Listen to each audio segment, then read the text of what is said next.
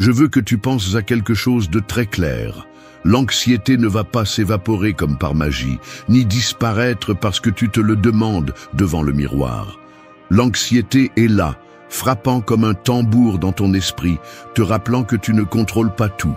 Et c'est précisément là que la philosophie stoïcienne entre en jeu comme une véritable arme, pas comme un beau discours. Marc Aurèle, Sénèque et Épictète n'écrivaient pas pour décorer les murs, ils écrivaient parce que la vie leur faisait mal, parce qu'ils devaient faire face à des guerres, des pertes, des trahisons et des nuits sans paix. Ils savaient la même chose que tu sais aujourd'hui. Le calme ne dépend jamais du monde extérieur, il dépend de la façon dont tu choisis de répondre à celui-ci. L'erreur de beaucoup est d'attendre que le bruit du monde diminue pour ressentir la sérénité. Mais le bruit ne diminue jamais, il ne s'arrête jamais. La vie continuera avec son chaos, les gens continueront à décevoir, les plans continueront à échouer. Alors, qu'est-ce qui reste? Il reste à entraîner ton esprit, à être un rocher au milieu de la tempête. Le stoïcisme ne te promet pas une vie sans problème. Il t'offre la force de ne pas t'effondrer quand tout vacille. Il t'apprend à regarder tes pensées comme des nuages passagers, à vivre seulement cette journée sans porter le fardeau de l'avenir, et à distinguer ce qui est vraiment entre tes mains de ce que tu ne contrôleras jamais. Cette vidéo est une carte pour ceux qui en ont assez de fuir l'anxiété et veulent la confronter avec discipline. Il ne s'agit pas de belles phrases ou de conseils de magazine. Ici, nous parlons de pratiques réelles, d'exercices que tu peux appliquer dans ta vie quotidienne, de comment arrêter la précipitation qui te dévore, jusqu'à comment fermer les yeux la nuit avec une conscience tranquille. Si tu décides d'écouter sérieusement, tu ne vas pas seulement comprendre ces idées, tu vas ressentir l'urgence de les mettre en pratique. Parce que cela ne sert à rien de lire sur la sérénité si tu n'es pas prêt à la construire avec des actes concrets. Et c'est là que les 8 leçons que je vais te montrer entrent en jeu. Ce ne sont pas des théories lointaines, ce sont des chemins éprouvés depuis des siècles. Chaque conseil que tu entendras est un défi direct. Soit tu l'appliques, soit tu restes l'esclave de ton esprit. Tu décides si tu continues à te noyer dans le bruit ou si tu choisis, une fois pour toutes, de marcher avec la sérénité d'un stoïcien. 1. Maîtrise la tempête en observant tes pensées. Une tempête en mer ne te demande pas si tu as peur, elle arrive simplement, soulève les vagues et menace de couler ton bateau. Il en va de même pour les pensées dans un esprit anxieux, incontrôlable, persistante, capable de te faire sentir que tu n'as pas d'issue. Mais tout comme un navigateur expérimenté sait que lutter contre la mer ne fera que l'épuiser, tu dois aussi apprendre à observer tes pensées sans te battre contre elles. Le stoïcisme enseigne que ce qui importe n'est pas la tempête en soi, mais la manière dont tu choisis de tenir le gouvernail. Marc Aurèle a écrit que notre vie dépend de la qualité de nos pensées. Et si cela est vrai, alors la première bataille se livre en toi. Il ne s'agit pas de nier ce qui se passe dans ta tête, mais d'apprendre à le regarder à distance, comme celui qui voit passer les nuages sans essayer de les arrêter. L'anxiété surgit lorsque tu prends pour acquis toutes les idées qui apparaissent dans ton esprit, lorsque tu te trompes en croyant que chaque pensée est une vérité. Sénèque avertissait que nous souffrons plus dans l'imagination que dans la réalité. Et il avait raison. Combien de fois t'es-tu inquiété pour quelque chose qui n'est jamais arrivé? Combien de nuits as-tu passé éveillé à cause de scénarios qui n'existaient que dans ta tête? C'est laisser la tempête t'emporter. Au contraire, la pratique stoïcienne t'invite à t'asseoir en silence, à reconnaître ce qui apparaît et à te demander « Cela dépend-il de moi ou est-ce juste du bruit ?» En faisant cette pause, tu entraînes ton esprit à ne pas réagir immédiatement, à ne pas être esclave du premier élan. Maîtriser la tempête des pensées ne signifie pas que tu cesseras de ressentir de l'anxiété. Cela signifie que tu sauras la naviguer sans qu'elle te détruise. Une technique stoïcienne très pratique est d'écrire ce que tu penses, de mettre sur papier les phrases qui tournent dans ta tête. Cet acte simple crée une distance.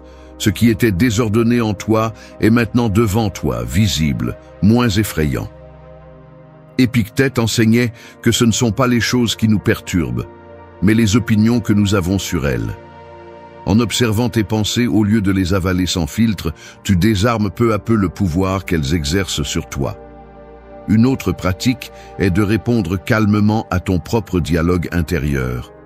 Lorsqu'une idée qui te pousse à la peur surgit, réponds-lui comme le ferait un sage stoïcien. Quelle preuve ai-je que cela se produira? Quelle utilité y a-t-il à m'inquiéter de cela maintenant? Il ne s'agit pas de te tromper toi-même. Il s'agit d'examiner les idées avec la même fermeté qu'un juge examine un témoignage. Si la preuve est faible, tu la rejettes. Cette discipline mentale est comme soulever des poids invisibles. Chaque répétition renforce ta capacité à ne pas tomber dans le piège de l'esprit anxieux. La maîtrise des pensées exige également d'accepter que tu ne contrôles pas leur apparition. Tu ne peux pas empêcher la tempête d'arriver, mais tu peux éviter de lever les voiles au milieu de celle-ci. Laisse les pensées passer. Observe-les sans attachement, comme celui qui observe les oiseaux traverser le ciel. L'esprit va toujours produire du bruit, c'est sa nature, mais ton pouvoir réside dans le fait de ne pas l'alimenter. Chaque fois que tu restes coincé dans une pensée anxieuse, c'est comme si tu ajoutais plus de bois au feu. Lorsque tu choisis d'observer sans réagir, la tempête commence à perdre de sa force, car elle ne trouve pas de résistance en toi. L'anxiété te fait croire que tes pensées commandent sur toi. Le stoïcisme t'enseigne le contraire. C'est toi qui décides de la valeur à leur donner. Tu peux continuer à être l'esclave de chaque idée qui traverse ta tête, ou tu peux commencer à entraîner ton esprit comme un gardien qui filtre ce qui entre dans sa maison. C'est le début de la véritable liberté intérieure.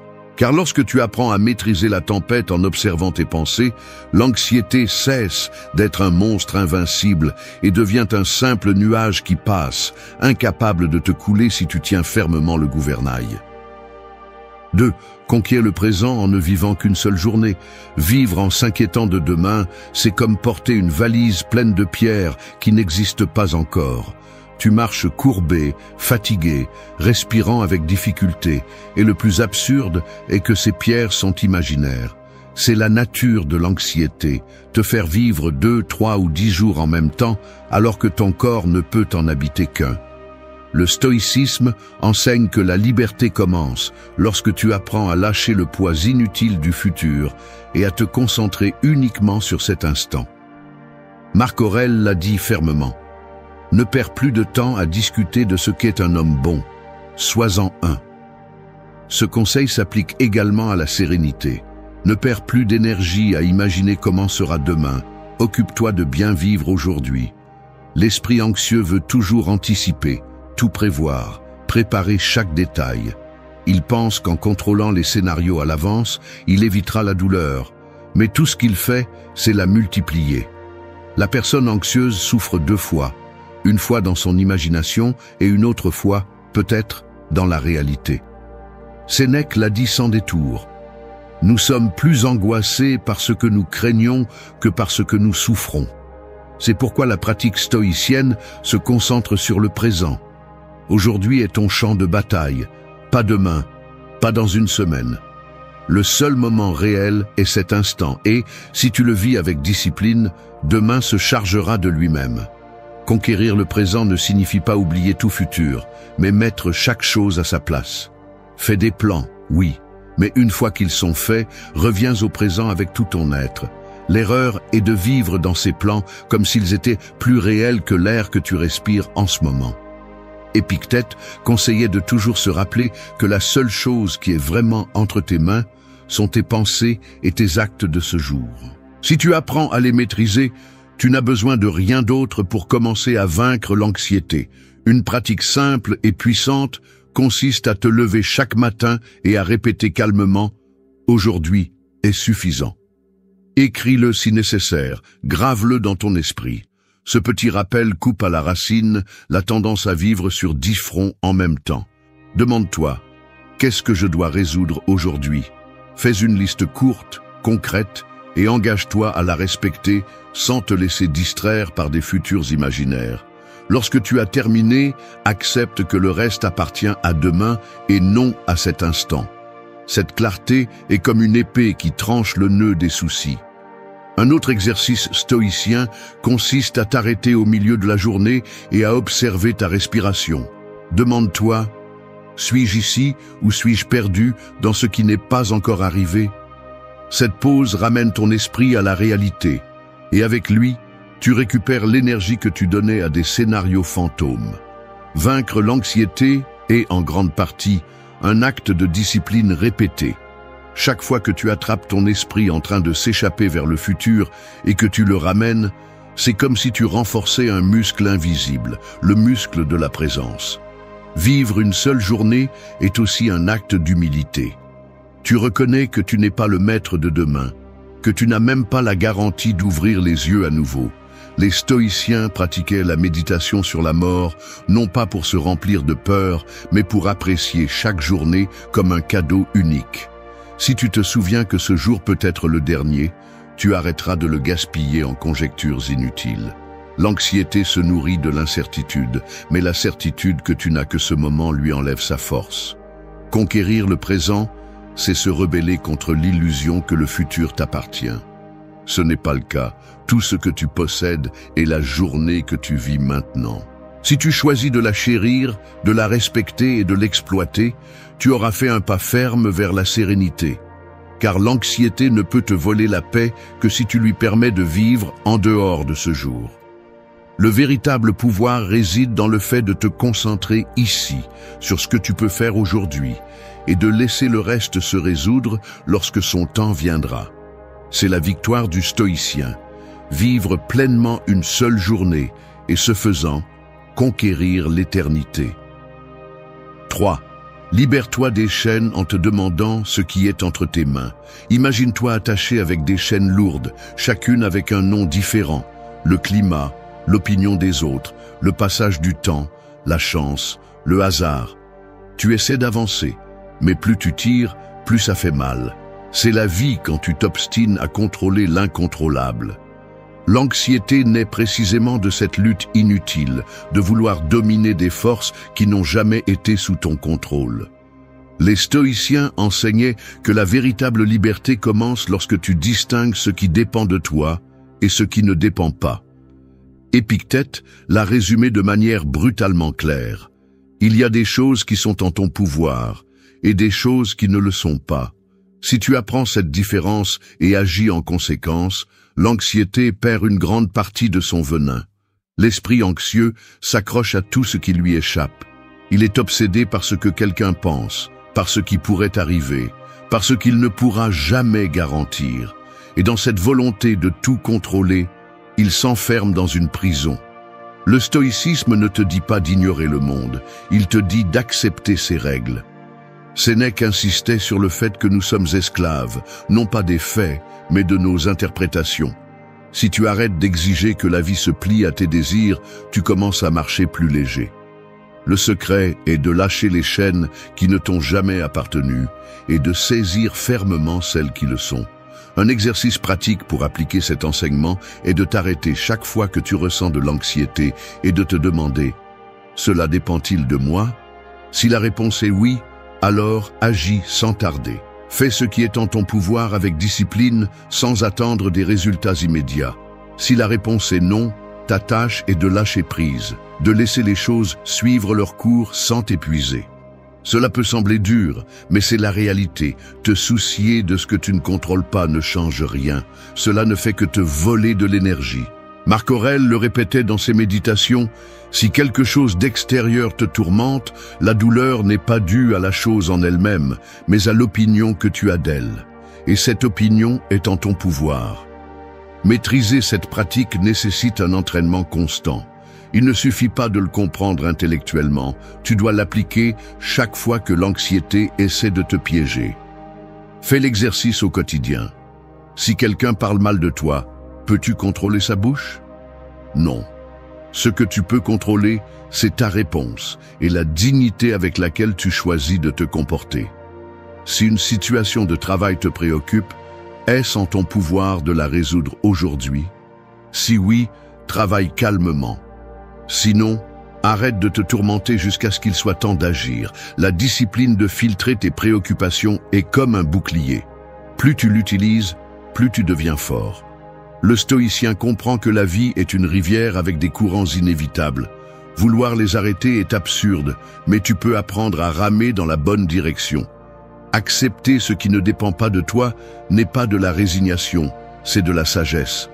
C'est la force de celui qui sait que son énergie est limitée et que la gaspiller sur l'impossible est un auto-sabotage. L'anxiété essaiera toujours de te convaincre que tu as besoin de tout contrôler pour être en paix, mais la vérité est le contraire. Tu n'auras la paix que lorsque tu renonceras à cette illusion. La pratique quotidienne consiste à lâcher une chaîne à la fois. Demande-toi à la fin de la journée, quelles sont les choses que j'ai essayé de contrôler qui ne me concernaient pas? Reconnais-les et laisse-les partir. L'écrire peut être un moyen puissant d'entraîner l'esprit, car ce qui est vu sur papier devient plus clair que ce qui est traîné en silence.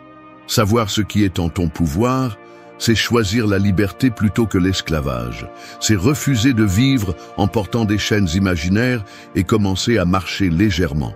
Cet acte conscient n'élimine pas les difficultés, mais transforme ta relation avec elles. Parce que lorsque tu apprends à distinguer, l'anxiété perd de sa force et la sérénité devient ta compagne de route. 4. Libère-toi du bruit et embrasse l'essentiel. Vivre entouré de bruit constant, c'est comme essayer d'écouter une mélodie au milieu d'un marché bondé. La musique est là, mais elle se perd parmi les cris, les chocs et les distractions. Il en va de même pour ton esprit lorsque l'anxiété se nourrit de l'excès, excès d'informations, d'opinions étrangères, de soucis inventés. Le stoïcisme enseigne que la clarté émerge lorsque tu élimines le superflu et embrasses l'essentiel. Sénèque le disait avec une précision chirurgicale, ce n'est pas que nous avons peu de temps, c'est que nous en perdons beaucoup. Et dans cette perte se trouve la racine de l'anxiété. Le monde moderne est un terrain fertile pour le bruit. Notifications, comparaisons, attentes imposées, opinions non sollicitées. Tout cela s'accumule comme un écho qui ne s'éteint jamais et ton esprit finit par être épuisé, incapable de distinguer ce qui est important de ce qui ne l'est pas. Marc Aurèle insistait sur le fait que la grandeur de l'homme réside dans sa concentration sur quelque chose, sur l'essentiel. Mais l'anxiété veut le contraire. Elle veut multiplier ton attention, la diviser en 1000 morceaux, te laisser sans force. La seule issue est de te rebeller contre cette saturation et de décider consciemment ce qui mérite ton énergie. Embrasser l'essentiel ne signifie pas fuir le monde ou te cloîtrer dans un silence absolu. Cela signifie sélectionner avec discipline ce qui entre dans ta vie. Pense à ton esprit comme à une maison. Laisserais-tu n'importe qui entrer et salir ton salon? Alors pourquoi laisses-tu n'importe quel bruit externe envahir ta paix? La pratique stoïcienne commence par de petits actes. Demande-toi au début de la journée, qu'est-ce dont j'ai vraiment besoin? Non pas ce que je désire, non pas ce qu'on me dit que je devrais vouloir, mais ce qui est essentiel pour vivre avec vertu et sérénité. Cette simple question agit comme un filtre contre le superflu. Une technique pratique consiste à réduire les sources de bruit volontaires. Consacre des moments de la journée à te déconnecter des distractions inutiles, l'excès de réseaux sociaux, les conversations vides, les nouvelles qui ne génèrent que de la peur. Épictète rappelait que si tu veux être libre, tu dois apprendre à limiter tes désirs et ton attention. Tu ne peux pas avoir de sérénité si tu permets à n'importe quel stimulus de traîner ton esprit comme des feuilles dans le vent. Ta discipline est ta frontière. Chaque fois que tu dis non à ce qui n'ajoute rien, tu dis oui à ta tranquillité. Il est également essentiel de simplifier ta routine. L'anxiété s'épanouit dans des agendas surchargés, dans l'obsession de tout faire et de plaire à tout le monde. Embrasser l'essentiel, c'est prioriser. Quelles sont les choses de ta journée qui te font vraiment vivre avec un but? Le reste est du bruit. Sénèque avertissait que celui qui est partout n'est nulle part. Si ton énergie se disperse dans 1000 directions, tu ne trouveras jamais la sérénité. Choisis 2 ou 3 choses importantes chaque jour et accomplis-les avec une attention totale. Cette approche te donnera la tranquillité que tu n'obtiens pas avec la frénésie. Le stoïcisme enseigne que l'essentiel n'est pas les objets ou les distractions externes, mais la vertu. Vivre avec justice, tempérance, sagesse et courage est la base de la sérénité. Tout le reste, bien qu'il semble urgent, est secondaire. Si tu perds de vue cela, tu finiras esclave du bruit, toujours à courir après ce qui n'est pas important. Mais si tu gardes ces principes comme boussole, chaque décision devient plus claire et l'anxiété perd du terrain. Te libérer du bruit est un acte de courage dans un monde qui exige que tu sois disponible tout le temps. C'est apprendre à écouter la mélodie de ton propre esprit au milieu du marché chaotique. Et quand tu y parviens, tu découvres que l'essentiel n'est pas compliqué ni lointain. C'est vivre avec attention, choisir avec détermination et protéger ta sérénité comme le trésor le plus précieux. Parce que le bruit sera toujours là. Mais c'est à toi de décider si tu veux suivre ces cris ou accorder la tranquillité qui réside dans l'essentiel. 5. Rebelle-toi contre la hâte avec des pauses conscientes. Vivre constamment dans la précipitation, c'est comme courir dans une roue de hamster. Tu avances, tu t'efforces, tu transpires, mais à la fin tu restes au même endroit, épuisé et vide. L'anxiété se nourrit de ce rythme effréné, de cette incapacité à s'arrêter un instant pour respirer et observer. Le stoïcisme enseigne que la sérénité ne naît pas de la vitesse, mais de la pause consciente. Marc Aurèle, dans ses méditations, répétait que l'âme devient légère lorsqu'elle se concentre sur l'essentiel et ne se laisse pas emporter par le superflu. Si le monde crie que tu dois courir plus vite, le stoïcien répond en se rebellant calmement, en choisissant un pas ferme plutôt qu'une course sans sens. La hâte est une illusion dangereuse car elle te fait croire que, si tu bouges plus vite, tu arriveras plus tôt à la tranquillité. Mais la réalité est autre. Plus tu cours, plus tu t'éloignes de toi-même. L'anxiété ne surgit pas parce qu'il manque de temps, elle surgit parce que tu vis en croyant que ce n'est jamais suffisant. Sénèque prévenait que la vie n'est pas courte, c'est juste que nous la gaspillons. Chaque seconde que tu cours sans conscience, tu la perds, et ce que tu perds ne revient jamais. Le remède stoïcien n'est pas de faire plus, mais de s'arrêter pour vivre clairement ce que tu fais en ce moment même. Une pratique fondamentale est d'intégrer des pauses conscientes tout au long de la journée. Je ne parle pas de grands retraites ni d'évasions impossibles. Je parle de petits moments où tu décides de reprendre le contrôle de ta respiration, de ton attention, de ton esprit. Cela peut être pendant que tu marches, pendant que tu manges, ou même au milieu du travail. Demande-toi, est-ce que je cours par habitude ou parce que cela compte vraiment ? Cette question agit comme un frein à l'inertie de la hâte et te rappelle que ton temps n'est pas infini. Épictète enseignait que ce qui importe n'est pas ce qui se passe, mais comment tu choisis de répondre. La hâte est une réponse automatique au monde, mais tu peux la remplacer par une pause. Chaque fois que tu décides de t'arrêter pour respirer profondément au milieu du chaos, tu entraînes ton esprit à ne pas être esclave de l'impulsion. Cette pause n'est pas une perte de temps, c'est un investissement en clarté. Quand tu reviens au présent après t'être arrêté, tu prends des décisions plus fermes, tu agis avec plus d'efficacité et tu réduis l'usure inutile. Le stoïcisme invite également à valoriser la lenteur comme forme de résistance. Nous vivons dans une société qui glorifie la productivité sans repos, qui mesure ta valeur par la vitesse à laquelle tu réponds, produis ou réussis. Se rebeller contre la hâte est un acte contre-culturel. C'est montrer que ta dignité ne dépend pas de la rapidité, mais de la qualité avec laquelle tu choisis de vivre. Si ta journée se réduit à courir d'un point à un autre sans rien apprécier, alors tu ne vis pas.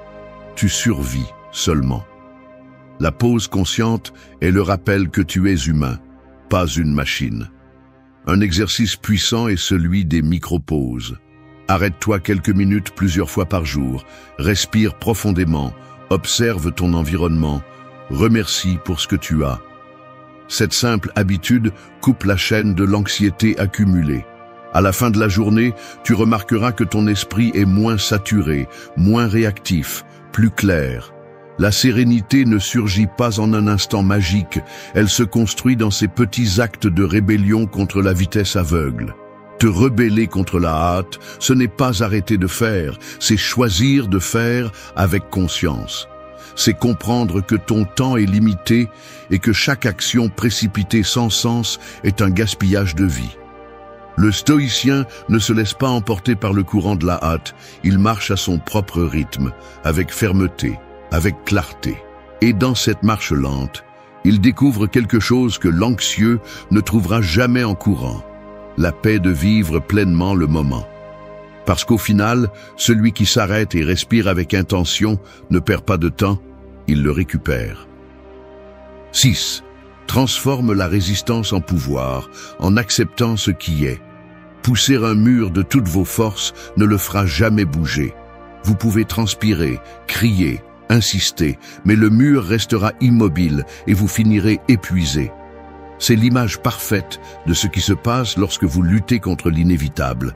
L'anxiété se nourrit de cette résistance inutile, du rejet constant des circonstances que vous ne pouvez pas changer. Le stoïcisme propose le contraire. Au lieu de vous épuiser contre l'immuable, acceptez ce qui est et transformez cette acceptation en force. Les stoïciens l'appelaient amor fati, l'amour du destin, la capacité d'embrasser la vie telle qu'elle vient, avec ses coups et ses cadeaux. L'esprit anxieux veut toujours modifier le présent, il cherche à ajuster la réalité à ses attentes. Il se fâche parce que les choses ne se sont pas passées comme il le voulait. Il désespère parce que les plans ont été déjoués. Il s'angoisse parce qu'il ne peut pas contrôler l'inattendu. Mais la vie ne demande pas la permission, elle se passe comme elle se passe. Marc Aurèle répétait que si quelque chose d'extérieur vous fait mal, la douleur n'est pas due à l'événement lui-même, mais à l'opinion que vous en avez. Résister à l'inévitable, c'est creuser votre propre souffrance, alors que l'accepter, c'est libérer une énergie que vous pouvez utiliser pour ce qui est en votre pouvoir. Accepter ne signifie pas se résigner ou se rendre, cela signifie voir les choses telles qu'elles sont, sans fioriture ni déni. Épictète le disait clairement. Ne cherche pas à ce que ce qui arrive arrive comme tu le souhaites. Souhaite plutôt que les choses arrivent comme elles arrivent et tu vivras serein. L'acceptation est un changement de perspective. Vous ne dépensez pas d'énergie à lutter contre le mur. Vous la redirigez pour construire une porte, pour créer un chemin alternatif, pour renforcer votre caractère face à la difficulté. Un exercice pratique consiste à observer chaque fois qu'une pensée de résistance surgit. Demandez-vous, est-ce que je lutte contre quelque chose qui est déjà un fait? Si la réponse est oui, alors arrêtez-vous et répétez mentalement, c'est ce que c'est. Cette phrase simple mais percutante vous ramène au présent et coupe la chaîne de frustration. Vous ne pouvez pas empêcher qu'il pleuve, mais vous pouvez choisir comment marcher sous la pluie. Vous ne pouvez pas changer une perte, mais vous pouvez décider quelle signification lui donner dans votre vie. Cette décision est celle qui transforme la résistance en pouvoir. L'anxiété a tendance à apparaître lorsque vous imaginez des scénarios futurs et que vous résistez à la possibilité qu'ils se produisent. Vous craignez de perdre, vous craignez d'échouer, vous craignez que le destin ne se conforme pas à vos désirs. Mais la peur est inutile, car vous n'avez pas de contrôle absolu sur ce qui va arriver. Tout ce que vous pouvez faire, c'est vous préparer à accepter avec dignité ce qui viendra. Et à partir de cette acceptation, utilisez ce que vous avez à votre avantage. Sénèque l'a résumé avec sagesse. Ce n'est pas que les choses sont difficiles, et c'est pourquoi nous n'osons pas. C'est que nous n'osons pas, et c'est pourquoi elles sont difficiles. Accepter la difficulté est le premier pas pour la transformer en opportunité. Une pratique supplémentaire est le rappel conscient de la mortalité. Les stoïciens méditaient sur la mort, non pas pour se remplir de peur, mais pour se rappeler que la vie est courte et que résister à elle est absurde. Lorsque vous acceptez que tout a une fin, vous apprenez à apprécier ce qui se passe maintenant, même si ce n'est pas ce que vous aviez prévu. Cette acceptation radicale ne tue pas l'action, elle la renforce. Elle vous pousse à agir avec plus de clarté, à ne pas perdre de temps en lamentations inutiles, à utiliser votre énergie pour ce que vous pouvez changer. Transformer la résistance en pouvoir n'est pas un slogan vide, c'est une méthode éprouvée depuis des siècles. Le mur restera un mur, mais vous pouvez arrêter de le frapper et commencer à construire dessus. Lorsque vous choisissez d'accepter ce qui est, l'anxiété perd sa nourriture et vous récupérez votre force, parce que le véritable pouvoir n'est pas de changer le destin, mais de l'embrasser fermement et de le transformer en votre allié. 7. Offrez-vous du calme avec un rituel nocturne.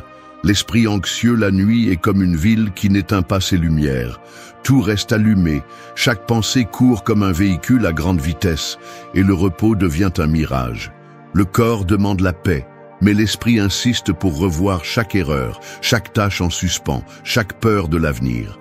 Le stoïcisme enseigne que la journée ne doit pas se terminer dans le désordre, mais dans la clarté. Sénèque pratiquait la révision nocturne comme un rituel indispensable. Avant de dormir, il passait en revue ses actes, reconnaissait ses réussites et corrigeait ses erreurs.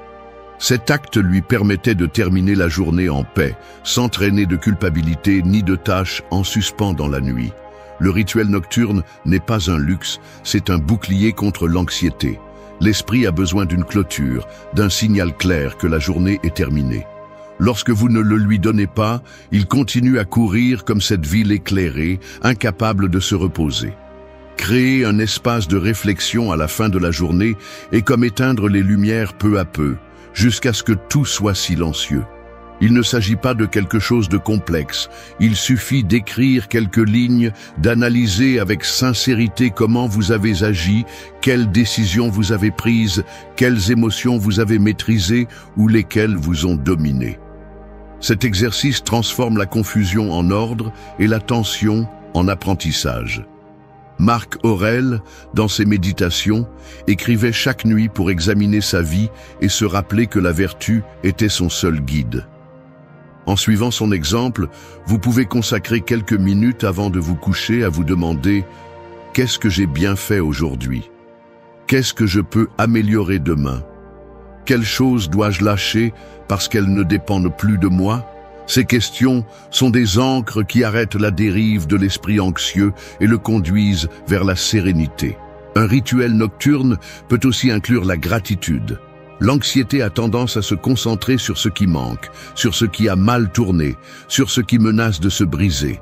Mais si avant de dormir, vous reconnaissez 3 choses précieuses de votre journée, aussi petites soient-elles, votre esprit change de fréquence. Ce qui semblait sombre s'éclaire et vous vous reposez avec la certitude que tout n'est pas chaos. Vous offrir du calme la nuit, c'est choisir de ne pas emporter la tempête sur l'oreiller. C'est terminer la journée avec dignité, comme un soldat qui nettoie son armure après la bataille.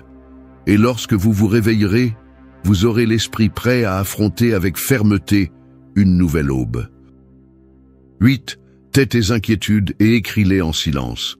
L'esprit anxieux est comme une pièce pleine d'échos. Chaque pensée rebondit encore et encore contre les murs, devenant plus forte, plus lourde, plus insupportable.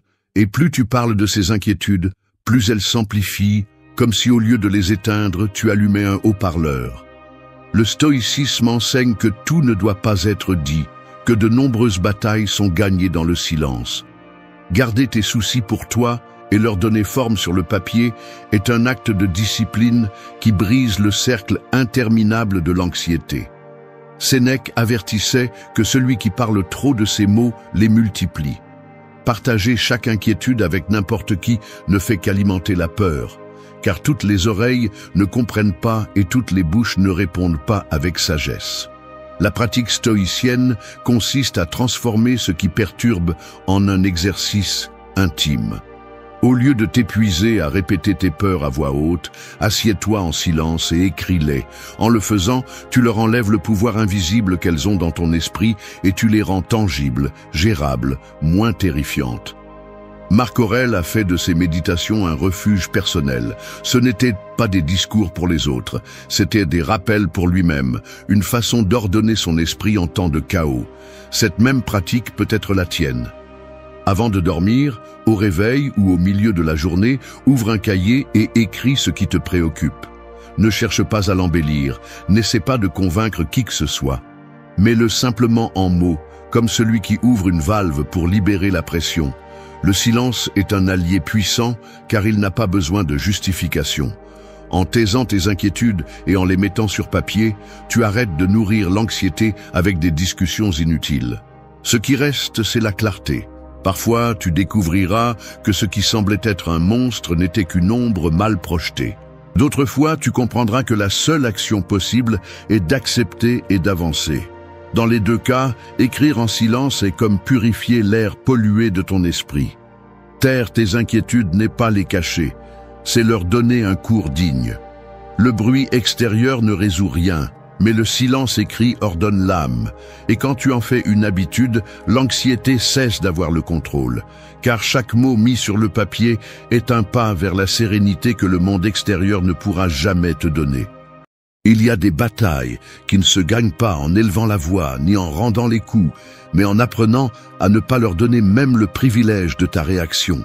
Parfois, le véritable défi n'est pas de faire face à celui qui t'a blessé, mais de garder la tête froide lorsque tout en toi exige d'exploser.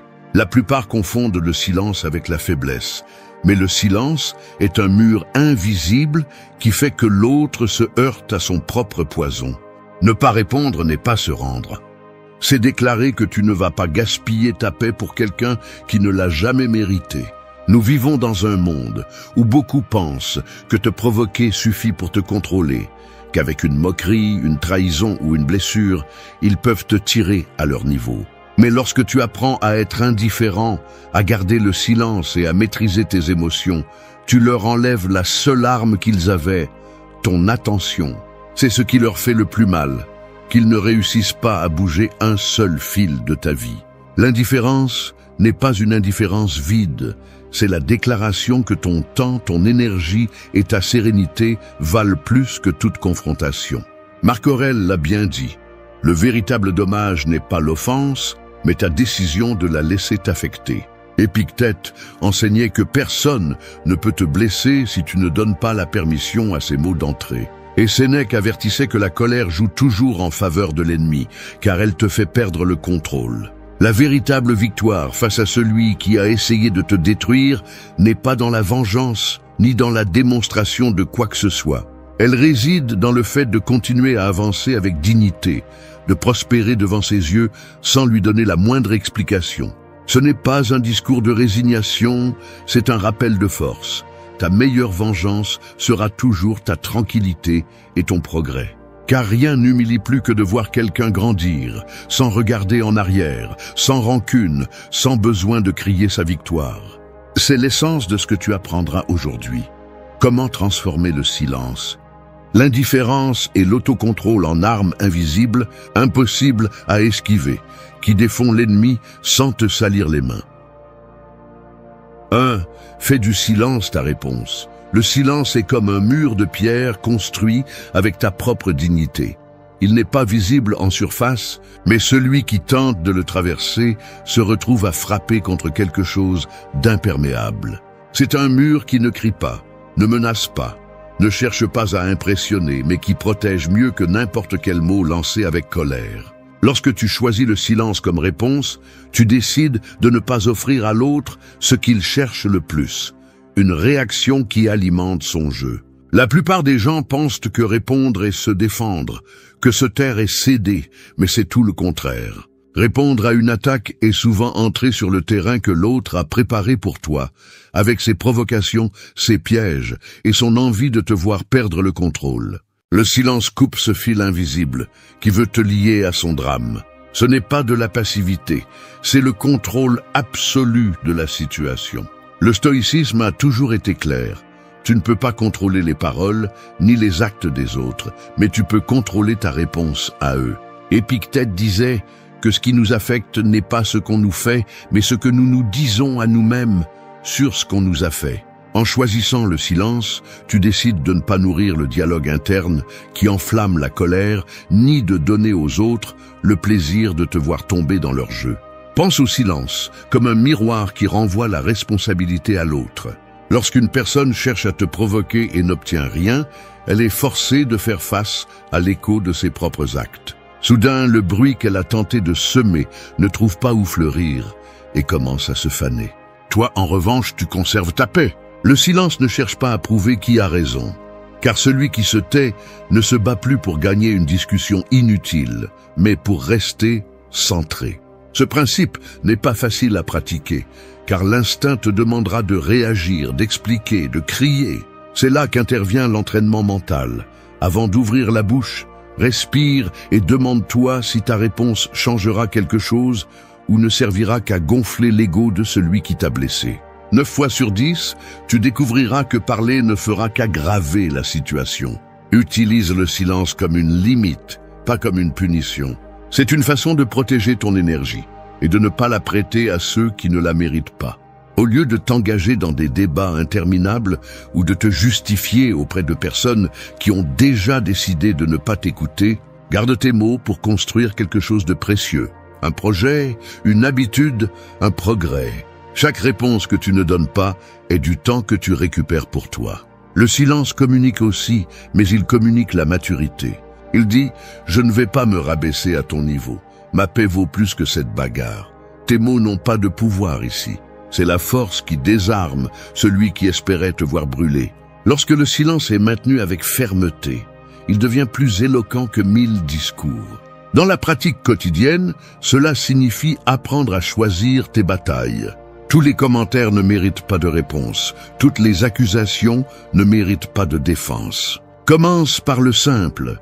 Garde le silence face aux commérages, aux critiques déguisées en conseils, aux provocations faites pour te blesser. Pratique de rester calme, même lorsque ton orgueil te crie de répondre. Avec le temps, tu découvriras que le silence, plus qu'une tactique, est un art qui renforce ton caractère. Le jour où tu apprendras à te taire sans te sentir faible, tu auras fait un pas énorme vers ta liberté émotionnelle. Tout le monde ne mérite pas ta voix, et chaque fois que tu choisis de ne pas répondre, tu leur rappelles qu'ils n'ont pas de droit sur toi. Le silence, bien utilisé, est la preuve que tout ce qu'on te lance n'a pas assez de poids pour te briser. Il est, en essence, un rappel que ta paix est toujours à toi et n'est pas à vendre. 2. Garde ton calme comme un bouclier. Le calme est comme un lac profond au milieu d'une tempête. En surface, le vent agite les vagues, frappe les rives et arrache les branches des arbres. Mais sous la surface, l'eau reste sereine, intacte, étrangère au chaos. Cette sérénité inébranlable est le véritable bouclier qui protège celui qui décide de ne pas réagir au premier coup de provocation. Garder son calme ne signifie pas être froid ou indifférent à tout ce qui se passe, c'est avoir le contrôle de soi-même, même lorsque le monde essaie de vous entraîner dans le désordre. Dans la vie, les personnes qui cherchent à vous nuire cherchent rarement à vous blesser physiquement. Ce qu'elles cherchent, c'est à vous voler votre paix. Elles gagnent lorsque vous perdez le contrôle, car elles savent qu'un esprit agité commet des erreurs, parle trop et prend des décisions qu'il regrettera plus tard. C'est pourquoi le calme est votre défense la plus solide. En le conservant, vous gardez le contrôle de vos actions, de vos paroles et de vos décisions. Marc Aurèle écrivait que l'homme fort est celui qui ne se laisse pas ébranler par les vents du destin. Et ces vents sont les paroles, les gestes et les attitudes de ceux qui veulent vous voir tomber. Chaque fois que vous choisissez de ne pas vous laisser perturber par une attaque, vous affirmez qu'ils n'ont pas la clé de votre humeur. Garder son calme n'est pas quelque chose qui se produit par instinct. Il faut le cultiver. Commencez par reconnaître les premiers signes de colère. Le pouls qui s'accélère, les muscles qui se tendent, la respiration qui s'accélère. Dès que vous les remarquez, respirez profondément et donnez-vous un peu d'espace avant de répondre. Ce petit répit est le moment où vous choisissez entre réagir impulsivement ou répondre intelligemment. Le calme est aussi un signe de respect envers soi-même. Lorsque vous choisissez de ne pas crier ou de ne pas vous laisser emporter par la colère, vous vous prouvez que votre dignité est au-dessus des caprices des autres. Épictète disait que celui qui vous provoque ne vous fait pas de mal. Il vous offre seulement une invitation à perdre le contrôle, et c'est à vous d'accepter ou non cette invitation. En pratique, cela signifie ne pas laisser chaque commentaire vous déstabiliser. Si quelqu'un cherche à vous humilier devant les autres, gardez un ton bas et des mots mesurés, car rien ne déconcerte plus l'agresseur que de voir qu'il ne parvient pas à vous briser. Si une situation devient insupportable, retirez-vous avant d'exploser. Le calme n'est pas de rester immobile et de tout supporter, c'est de se mouvoir avec clarté pour ne pas tomber dans le piège de la colère. L'autocontrôle est un muscle qui se renforce avec la discipline. Vous pouvez le former tous les jours en affrontant de petits désagréments sans réagir immédiatement. Supportez l'impatience dans le trafic. Gardez le silence face à un commentaire inutile. Respirez lorsque vous ressentez l'envie de répondre avec sarcasme. Chacune de ces petites victoires construit la force dont vous aurez besoin dans des moments plus difficiles. Le calme est un bouclier parce qu'il désarme l'adversaire. Une personne calme projette de la fermeté. Et celui qui essaie de la provoquer finit par être frustré de ne pas trouver de faille à exploiter. Peu importe combien il crie fort ou combien l'offense est injuste, votre sérénité sera une réponse qui leur montre qu'ils n'ont pas de pouvoir sur vous. Le véritable triomphe arrive lorsque vous découvrez que vous n'avez pas besoin de prouver votre force par des cris ou des gestes impulsifs. Le calme parle pour vous. Il dit que vous avez le contrôle de vous-même, que votre paix n'est pas à vendre et que vous ne la céderez à personne. Lorsque vous parvenez à rester dans cette quiétude intérieure, même au milieu des tempêtes, vous devenez quelqu'un d'impossible à manipuler et de très difficile à vaincre. 3. Retire-toi pour protéger ta paix. La paix intérieure est comme un jardin silencieux qui ne fleurit que lorsqu'on le protège du bruit et des déchets que d'autres essaient de lui jeter. Il ne suffit pas de planter des fleurs, il faut fermer la porte lorsque quelqu'un arrive avec des épines. Se retirer à temps est ce geste de fermer le portail, non par peur ou par lâcheté, mais pour éviter que le chaos extérieur ne ruine ce que tu as tant peiné à cultiver à l'intérieur. Beaucoup de gens confondent l'acte de se retirer avec celui de se rendre, comme si s'éloigner était synonyme de fuir. Mais en réalité, te retirer, c'est choisir de ne pas sacrifier ta santé mentale pour une bataille qui n'en vaut pas la peine. C'est avoir le courage de reconnaître que ta tranquillité est un trésor qui ne se négocie pas, et que rester dans un endroit où tout te retire du calme ne fait que te rendre otage de la situation. Les stoïciens ont toujours insisté sur le pouvoir de contrôler ce qui dépend de nous et de lâcher ce qui ne l'est pas. Marc Aurèle disait que l'homme qui se laisse entraîner par le désordre extérieur perd le contrôle de sa propre âme. Te retirer, c'est te rappeler que personne d'autre que toi n'a le droit de décider où tu places ton énergie et à qui tu donnes accès à ton monde intérieur. En pratique, se retirer ne signifie pas toujours couper tous les liens ou disparaître complètement. Parfois, c'est aussi simple que de ne pas participer à des conversations que tu sais qu'elles finiront en dispute, de cesser d'assister à des endroits où tu ne reçois que des critiques ou de te distancer émotionnellement des personnes qui se nourrissent de ta réaction. C'est apprendre à fixer une limite sans l'annoncer ni l'expliquer. Te retirer est aussi un acte d'intelligence émotionnelle, car il te permet de conserver des forces pour ce qui compte vraiment.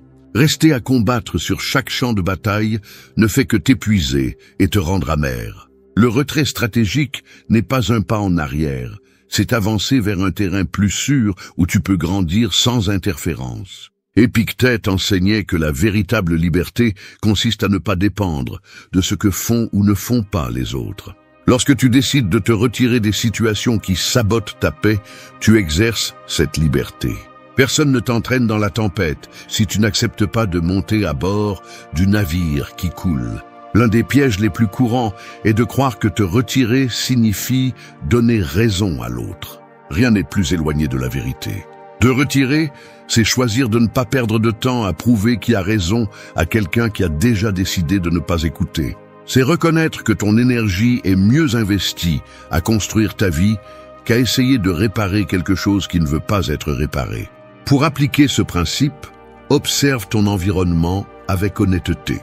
Demande-toi quel lieu, quelle personne ou quelle dynamique te laisse t'épuiser émotionnellement. Si tu te sens plus fatigué après une rencontre qu'avant d'y entrer, c'est un signe. Commence à limiter ta présence et à réduire le contact sans te sentir coupable. Il ne s'agit pas de couper les liens par fierté, mais de protéger l'espace où ton esprit respire et ton cœur reste ferme. Se retirer pour protéger la paix n'est pas de la lâcheté, c'est de la sagesse. C'est le rappel que tu n'es pas obligé de rester là où il n'y a plus de respect ni d'équilibre. Parfois, la plus grande preuve de force est de te retirer sans bruit, sans dispute, sans explication, en laissant le silence et ton absence parler pour toi. Celui qui n'a pas su prendre soin de ta présence, tôt ou tard, ressentira le vide que tu as laissé pendant que tu continues à avancer avec la sérénité intacte. 4. Investis ton énergie en toi. L'énergie personnelle est comme l'eau d'une source. Si tu la laisses couler vers les marécages des conflits inutiles, elle se trouble et disparaît dans les broussailles. Mais si tu la canalises vers ton propre terrain, elle fait jaillir des jardins là où il n'y avait auparavant que de la terre sèche. Chaque fois que tu choisis où dépenser ton attention, tu décides si tu nourriras la croissance ou l'épuisement. Investir ton énergie en toi n'est pas de l'égoïsme. C'est la façon la plus sensée de t'assurer que ce que tu construis avec effort ne s'effondre pas en soutenant des batailles étrangères. L'une des erreurs les plus courantes lorsque quelqu'un essaie de te nuire est de tomber dans son jeu, de passer des heures à penser à ce qu'il a fait, à ce que tu devrais lui répondre ou à comment tu pourrais te venger. Cette consommation constante d'énergie non seulement t'épuise, mais te prive du temps pour les choses qui peuvent vraiment transformer ta vie. La meilleure réponse à celui qui voulait te voir tomber est de progresser pendant qu'il reste stagnant. Sénèque disait que la vie est courte et que nous ne devons pas la gaspiller en discussions inutiles. Chaque minute que tu gaspilles dans un affrontement est une brique que tu ne mets pas dans les fondations de ton propre avenir. Investir en toi signifie diriger cette force vers des activités qui renforcent ton esprit, ton caractère et ton bien-être physique. Cela peut être quelque chose d'aussi basique que de faire de l'exercice, d'apprendre une nouvelle compétence ou de consacrer du temps à la lecture qui enrichit ta vision du monde. L'autocontrôle nécessite de la discipline, et la discipline grandit là où tu places ton attention quotidienne. Au lieu de perdre des heures à vérifier les réseaux sociaux pour voir ce que disent les autres, ou à penser à la dernière offense que tu as reçue, utilise cette énergie pour établir de petits objectifs qui stimulent ton développement. Chaque pas que tu fais vers ton progrès est un rappel que l'autre personne n'a aucun pouvoir sur toi. Épictète enseignait que personne ne peut te prendre ta volonté ni ta capacité de choisir. Et cela inclut la décision de ne pas donner ton énergie à celui qui ne la mérite pas. Dirige ton attention vers tout ce qui dépend de toi, ta santé, tes habitudes, ton caractère. La force que tu obtiendras de cet effort silencieux sera beaucoup plus efficace que n'importe quel mot que tu pourrais lancer en réponse. En pratique, commence par observer où tu dépenses ton temps et quelles personnes occupent ton esprit lorsqu'elles ne sont pas présentes. Demande-toi si cette dévotion te rapproche de ce que tu veux être ou te maintient ancré dans un conflit sans sens. Puis fais des ajustements conscients. Réduis le contact avec ce qui ne t'apporte rien, établis des horaires pour te concentrer sur tes projets et entoure-toi de choses qui nourrissent ta croissance, pas de problèmes étrangers. Investir en toi implique aussi de prendre soin de ton état émotionnel. Cela signifie apprendre à te déconnecter du bruit extérieur et à trouver des moments de calme pour réfléchir à tes objectifs. Un esprit en paix est plus productif et plus fort pour affronter les défis qui comptent vraiment. Quand quelqu'un essaie de te nuire et voit qu'au lieu de te laisser abattre, tu utilises cette expérience comme carburant pour avancer, il découvre qu'il a perdu toute influence sur ta vie. Ta croissance devient une réponse silencieuse, impossible à ignorer. L'indifférence devient alors une déclaration.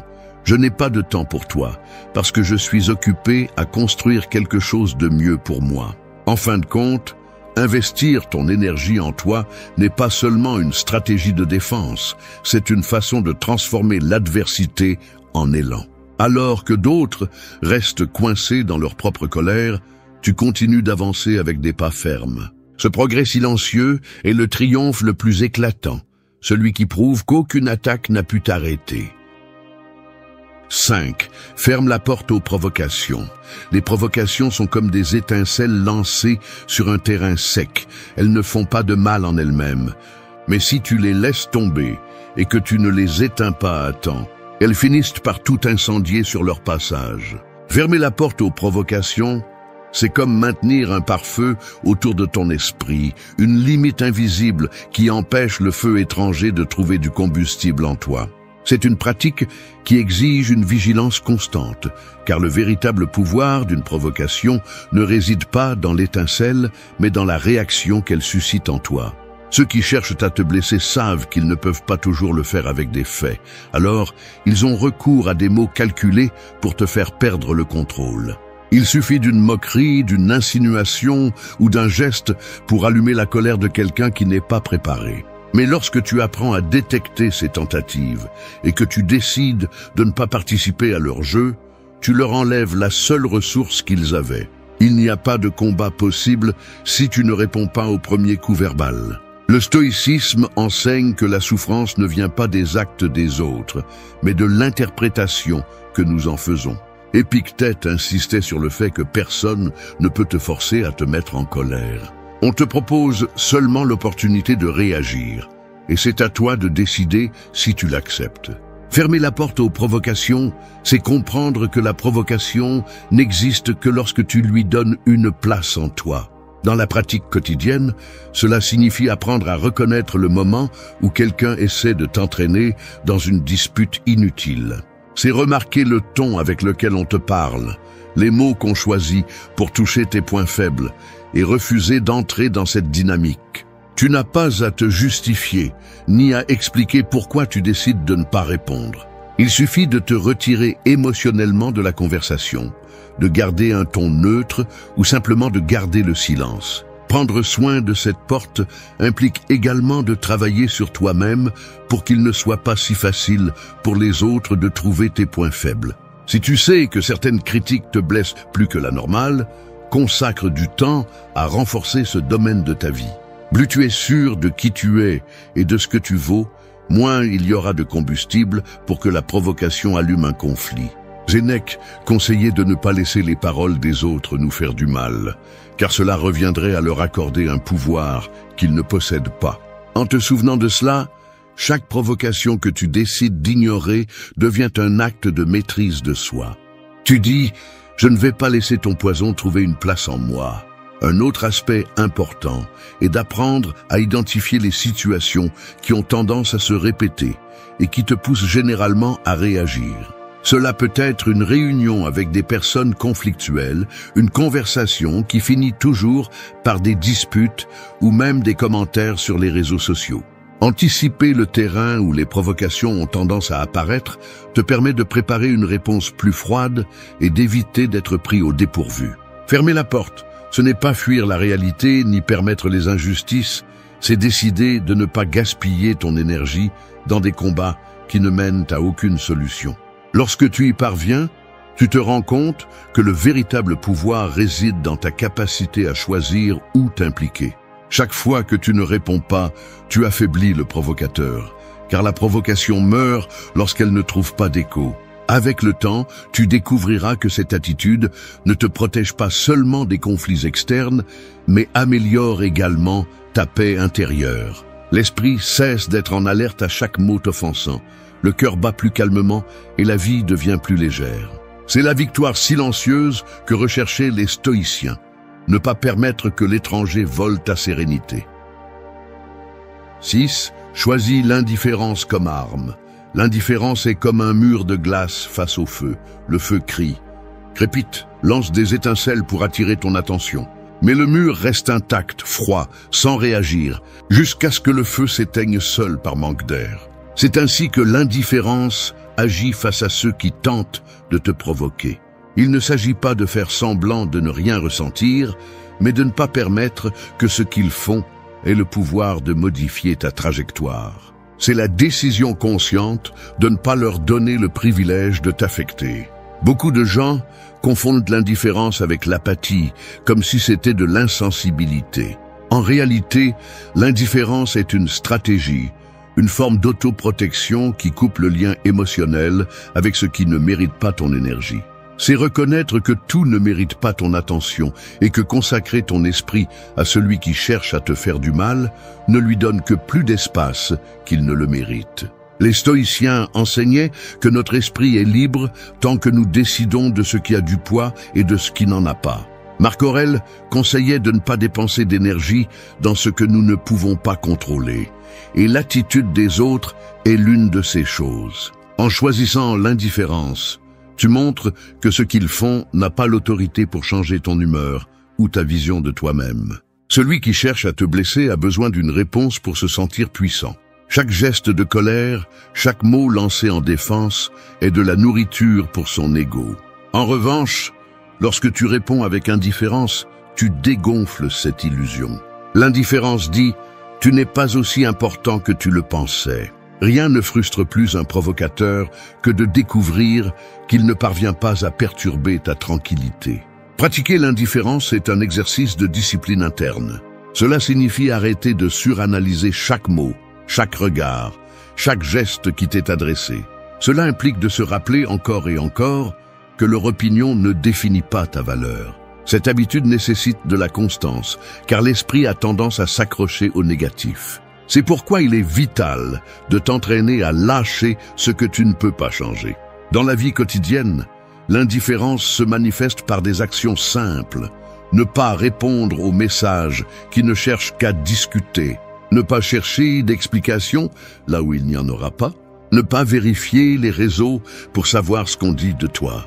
Elle se manifeste également dans ta posture, dans ton ton de voix et dans la sérénité avec laquelle tu poursuis tes plans, même si d'autres tentent de s'interposer. Sénèque avertissait que nous ne devons pas permettre aux autres de vivre dans notre esprit comme s'ils payaient un loyer. Chaque fois que tu choisis l'indifférence, tu expulses ceux qui ne méritent pas d'occuper ton espace mental. Tu dis « Je ne m'intéresse pas à ce que tu essaies, je continue mon chemin ». Une erreur courante est de croire que l'indifférence est de ne pas agir face à une injustice. Non, cela signifie ne pas réagir émotionnellement ni permettre que la provocation te sorte de ton centre. Parfois, la meilleure façon de montrer sa force est de continuer à faire ce que tu fais sans faire de bruit, en démontrant qu'il n'y a rien qu'il puisse faire pour freiner ton avancement. Avec le temps, cette attitude change la façon dont les autres te perçoivent. Les gens cessent de te voir comme quelqu'un de facile à perturber et commencent à reconnaître ta force. Et toi, en te libérant de ce fardeau émotionnel, tu trouves plus d'énergie pour investir dans ce qui compte vraiment. L'indifférence bien utilisée n'est pas de la froideur ni un désintérêt pour la vie. C'est une déclaration que ta paix n'est pas à vendre et que personne ne peut acheter ton attention avec des provocations bon marché. C'est le rappel que tout ne mérite pas une réponse et que parfois, la victoire la plus élégante est simplement de ne pas participer. 7. Maîtrise tes émotions avant qu'elles ne te maîtrisent. Les émotions sont comme des chevaux sauvages, puissants, pleins d'énergie et capables de t'emmener loin. Mais si tu ne les domptes pas, ils peuvent se déchaîner et t'entraîner sur des chemins dangereux jusqu'à te laisser épuisé ou blessé. Maîtriser tes émotions ne signifie pas les réprimer ni prétendre qu'elles n'existent pas. Cela signifie apprendre à tenir les rênes pour qu'elles te servent au lieu de te gouverner. Celui qui essaie de te faire du mal parie souvent sur le fait que tu perdras le contrôle, car il sait qu'une personne dominée par la colère, la peur ou le ressentiment devient son propre ennemi. Chaque explosion de colère, chaque mot impulsif et chaque décision prise dans un moment de fureur est un cadeau que tu fais à celui qui cherchait à te voir trébucher. C'est pourquoi le véritable pouvoir ne réside pas dans la force avec laquelle tu frappes, mais dans le calme avec lequel tu choisis de ne pas frapper. Le stoïcisme est clair à ce sujet. Tu ne peux pas empêcher les émotions d'apparaître, mais tu peux décider de ce que tu fais avec elles. Épictète enseignait que les choses ne nous blessent pas. C'est le jugement que nous portons sur elles qui nous blesse. Si tu laisses la colère obscurcir ton esprit, tu perds le contrôle de ton jugement. Et lorsque le jugement tombe, tout ton caractère vacille. Maîtriser les émotions est un entraînement constant. Commence par les reconnaître au moment où elles surgissent. Ressens la chaleur de la colère dans ta poitrine, la tension dans tes épaules, l'impatience dans ton battement de cœur accéléré. Au lieu de réprimer ces signaux, observe-les sans te laisser emporter. Respire, compte jusqu'à 10 si nécessaire, mais ne cède pas au premier impulse. Cette bref espace entre le ressenti et l'action et tout se forge l'autocontrôle. Pratiquer la maîtrise émotionnelle nécessite également d'apprendre à changer le dialogue interne. Au lieu de dire « c'est insupportable » ou « je ne peux plus », et c'est difficile mais je peux le gérer. Les mots que tu choisis pour te parler à toi-même peuvent t'énerver davantage ou te ramener au centre. Marc Aurèle avait l'habitude d'écrire qu'un homme fort n'est pas celui qui ne ressent jamais de colère, mais celui qui ne permet pas à cette colère de le rendre esclave. Cela implique d'avoir la discipline pour t'arrêter lorsque l'émotion pousse à réagir immédiatement. La réaction peut sembler satisfaisante sur le moment, mais elle entraîne souvent des conséquences qui durent bien plus longtemps que le plaisir momentané de se défouler.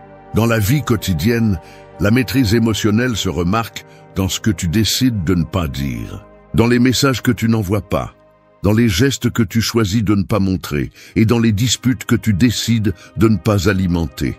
On la voit quand tu préfères quitter un lieu plutôt que d'exploser, quand tu choisis d'écouter plutôt que d'interrompre en criant, quand tu comprends que la paix vaut plus que d'avoir le dernier mot.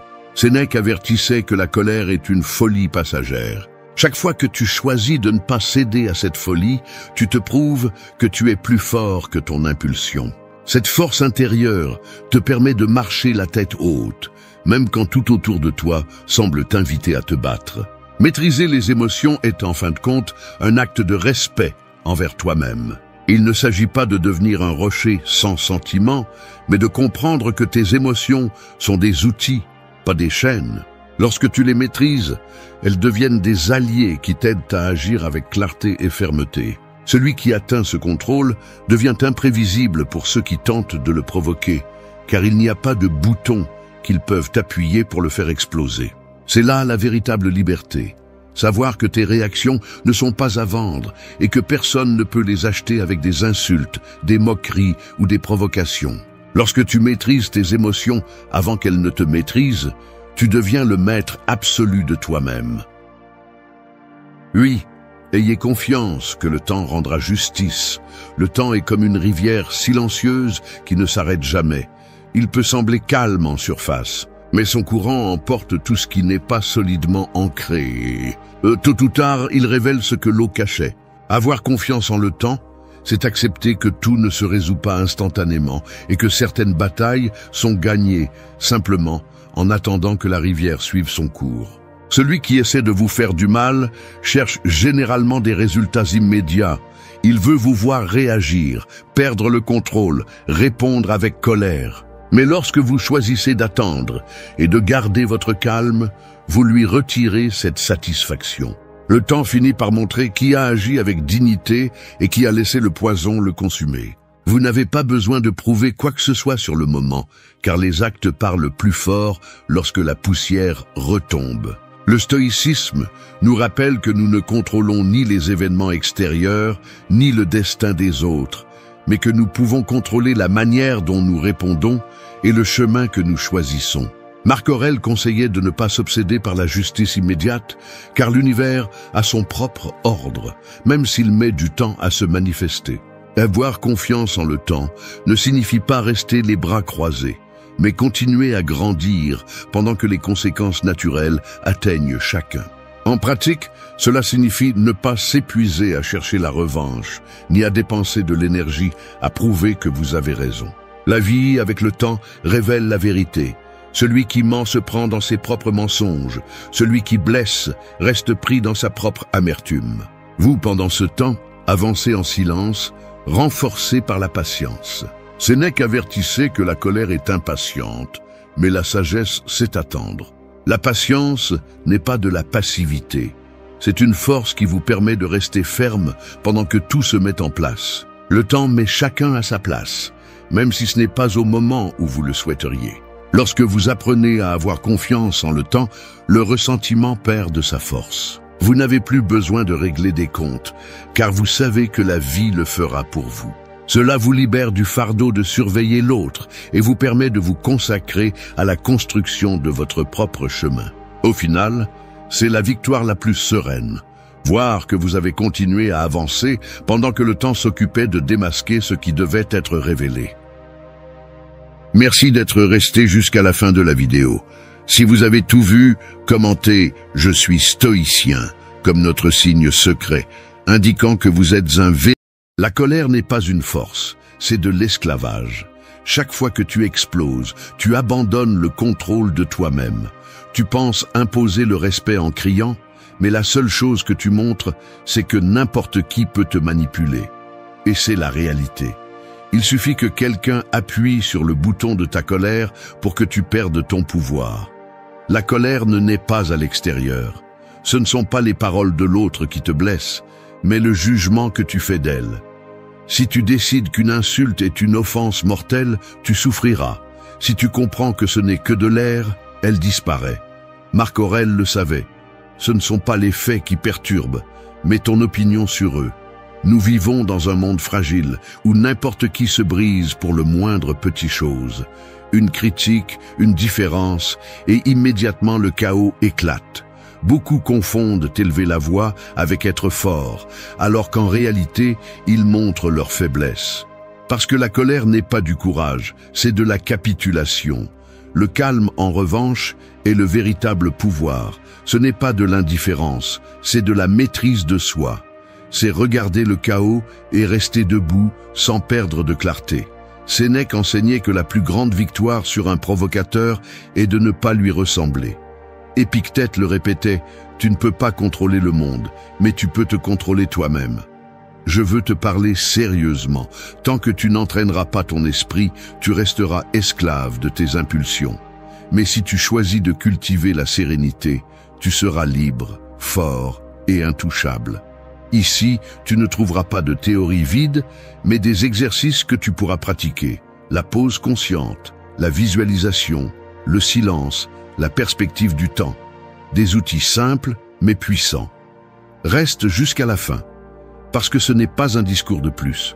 C'est une invitation à entraîner le calme jusqu'à ce qu'il devienne ta plus grande arme, dans un monde où tout le monde s'effondre pour rien. 1. Fais de la pause consciente ta première défense. Une tempête ne détruit pas par le tonnerre qui effraie, mais par le vent qui dévaste sans direction. C'est ainsi que fonctionne aussi ta colère. Quand tu laisses tout ce qui se passe à l'extérieur t'entraîner sans frein, tu perds en clarté et tu deviens ce vent violent qui frappe aveuglément, endommageant ce que tu veux le plus protéger. La pause consciente est ce qui transforme l'ouragan en brise. C'est cet instant où tu décides de ne pas laisser la réaction gouverner ta vie. Et même si cela semble petit, c'est là que commence le véritable contrôle de soi. La plupart des gens vivent en automatique, répondant à l'impulsion la plus immédiate. Un commentaire blessant, un regard méprisant, une erreur d'autrui, et immédiatement le sang bout, la voix s'élève et l'esprit s'obscurcit. Mais observe bien, rien de tout cela n'est inévitable. Ce n'est pas l'événement qui te fait perdre le contrôle, mais ton manque d'espace pour t'arrêter et réfléchir. Cet espace est construit avec la pause. Marc Aurèle l'avait bien compris. Entre ce qui se passe et ta réaction, il y a toujours un choix. Et ce choix est ce qui différencie le sage du prisonnier de ses émotions. La pause consciente n'est pas de la lâcheté, c'est de la stratégie. C'est arrêter une seconde avant de répondre et te demander « Qu'est-ce que je gagne à réagir ainsi ? Suis-je en train de protéger ma dignité ou de la donner au premier impulsif ?» Épictète disait que celui qui se met en colère donne aux autres le pouvoir sur son âme. Et c'est ce qui se passe quand tu ne freines pas. Tu donnes ton contrôle, tu deviens une marionnette de l'extérieur. Pratiquer la pause, c'est entraîner ton esprit comme un guerrier entraîne ses réflexes. Au début, c'est difficile, parce que le corps est habitué à réagir comme un animal blessé. Mais avec de la discipline, cette pause devient ta première défense. Tu peux commencer par le plus simple. Respire profondément avant de parler, compte jusqu'à 3 avant de répondre, regarde le sol un instant pour couper l'impulsion. Ce sont de petits gestes, mais chacun d'eux érige un mur entre ton calme et le chaos. La pause consciente te force aussi à voir la réalité sans le filtre de la colère. Quand tu t'arrêtes, tu découvres que beaucoup de choses ne méritent pas ton énergie. Ce qui semblait être une offense s'avère être un malentendu. Ce qui semblait être une attaque n'était qu'une maladresse. Et dans les cas où il y a vraiment l'intention de blesser, la pause te donne le privilège de ne pas donner à l'autre la satisfaction de te dominer. Avec le temps, la pause ne contrôle pas seulement ta colère, elle renforce aussi ton caractère. Tu commences à sentir la différence entre celui qui réagit sans réfléchir et celui qui garde le silence avec intention. Ce silence n'est pas vide, c'est de l'autorité. Car celui qui se contrôle lui-même inspire le respect, tandis que celui qui explose n'inspire que de la pitié. Sénèque l'a dit crûment, « Rien ne ressemble plus à la faiblesse que la colère. » Fais de la pause consciente ton habitude quotidienne, dans le trafic, lors d'une dispute familiale, au travail, à chaque instant où tu sens l'impulsion de te perdre, rappelle-toi que ton premier devoir est envers toi-même. Tu n'es pas un animal sans frein. Tu es un être capable de décider, et dans cette décision réside ta liberté. La pause n'est pas de la passivité, c'est le coup le plus fort contre un monde qui attend de te voir tomber au premier essai de provocation. 2. Entraîne ton esprit avec la visualisation négative. L'acier ne se forge pas avec des caresses, mais avec du feu. Il en va de même pour l'esprit. Il ne se renforce pas avec de douces illusions, mais en affrontant la dureté de l'inévitable. La visualisation négative est ce feu qui, loin de te détruire, te durcit.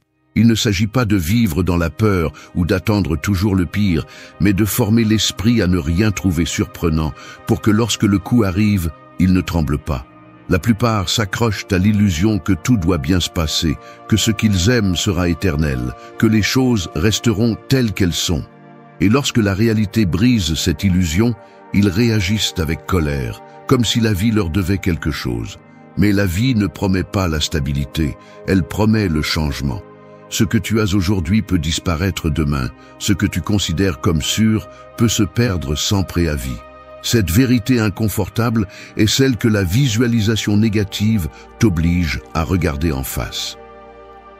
Marc Aurèle commençait ses journées en se rappelant qu'il rencontrerait des personnes ingrates, arrogantes et traîtresses.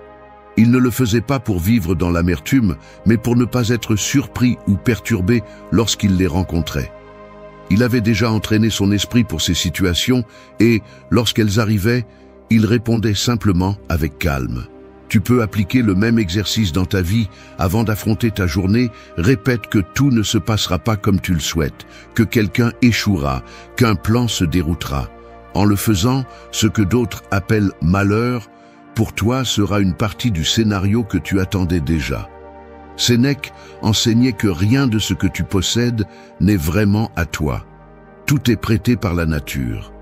La santé, les affections, les biens matériels et même ton propre corps sont destinés à changer et à disparaître. Visualiser leur perte ne signifie pas arrêter de les aimer. Cela signifie les apprécier davantage, parce que tu comprends que chaque moment peut être le dernier. Cet exercice ne refroidit pas le cœur, il l'embrase de gratitude, car chaque instant prend un éclat que tu prenais auparavant pour acquis. La colère naît souvent d'attentes irréalistes. Tu crois que les gens devraient toujours être justes, que les plans ne devraient jamais échouer, que la vie devrait t'obéir. Lorsque cela ne se produit pas, tu exploses.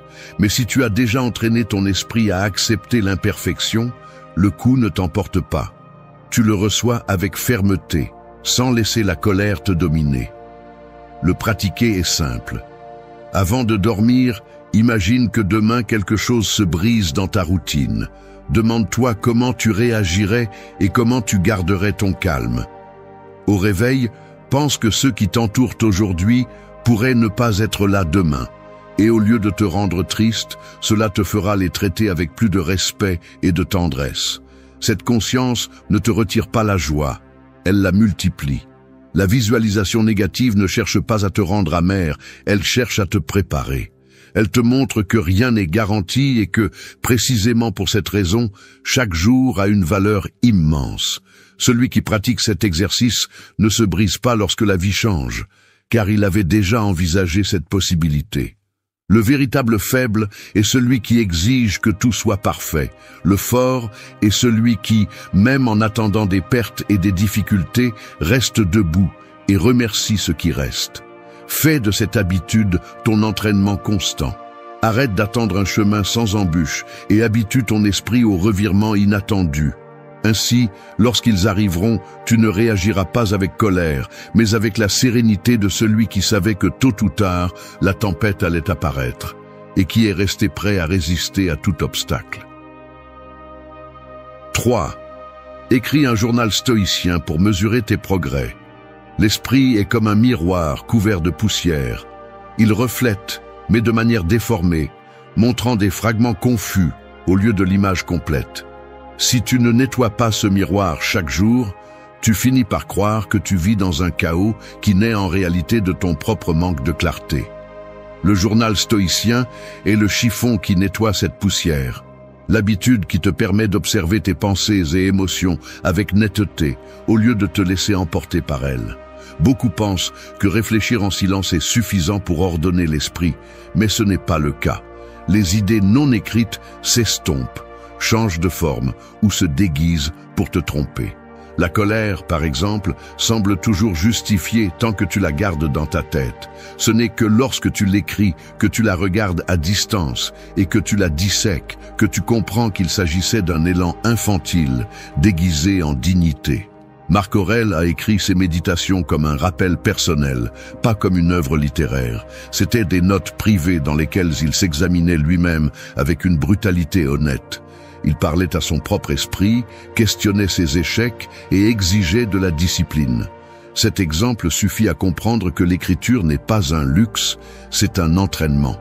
Chaque mot que tu laisses sur le papier est un pas vers la maîtrise de toi-même, car l'enregistrement constant révèle des modèles que tu ignorerais autrement.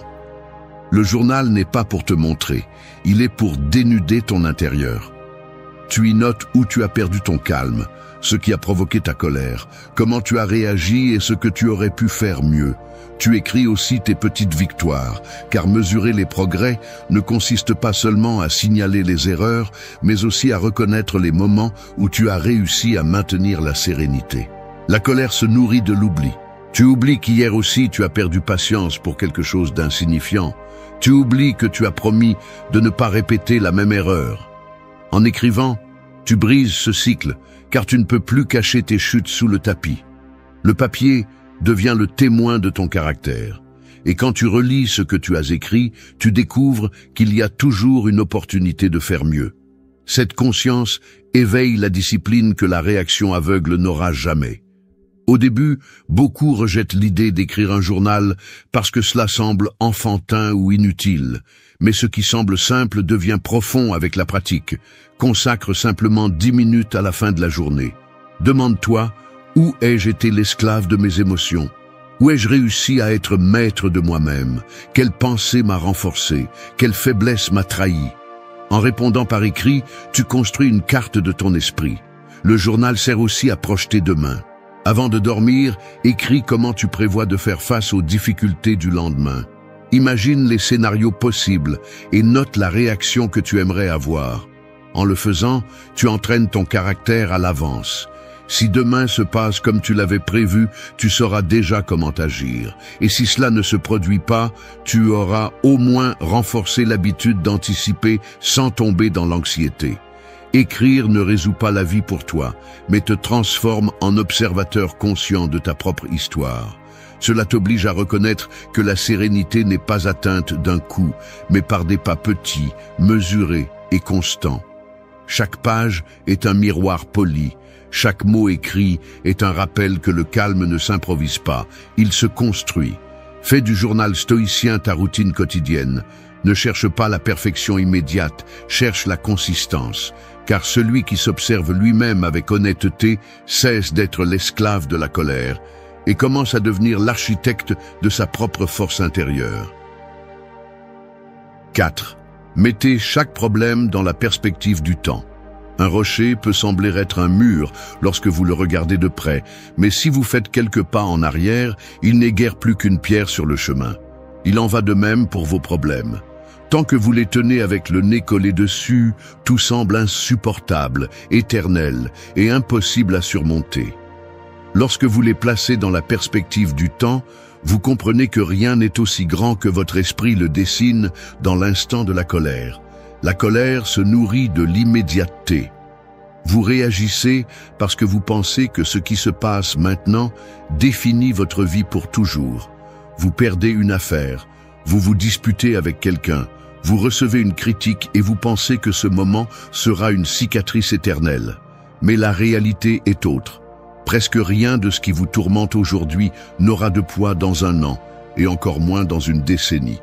Lorsque vous comprenez cela, vous arrêtez de réagir avec colère et commencez à répondre avec calme.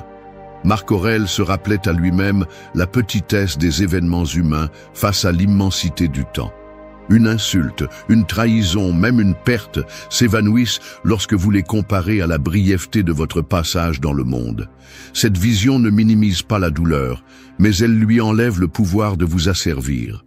L'empereur savait que si chaque chose était mise à sa juste mesure, le calme était possible même au milieu des guerres.